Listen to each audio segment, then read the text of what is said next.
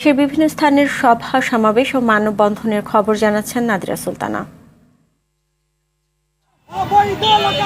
রংপুরে গ্রামীণ ও কুটির শিল্প মেলার নামে অশালীনতা ও জুয়া খেলা বন্ধের দাবিতে বিক্ষোভ, মানববন্ধন, সমাবেশ ও গণস্বাক্ষর কর্মসূচি অনুষ্ঠিত হয়েছে।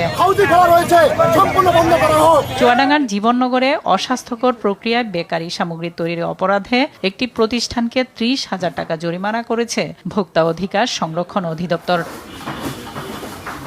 ফ্যাসিস্ট আওয়ামী লীগের পরনির্ভরশীল স্বাস্থ্যনীতির কারণে দেশের স্বাস্থ্য খাতের নৈরাজ্য সৃষ্টি হয়েছিল বলে অভিযোগ করেছেন জিয়াউর রহমান ফাউন্ডেশনের নির্বাহী পরিচালক অধ্যাপক ডাক্তার ফরহাদ সেলিম ডোনার। রংপুর মেডিকেলের ডক্টরস অ্যাসোসিয়েশনের বিভাগীয় সাংগঠনিক সমাবেশে তিনি এসব কথা বলেন।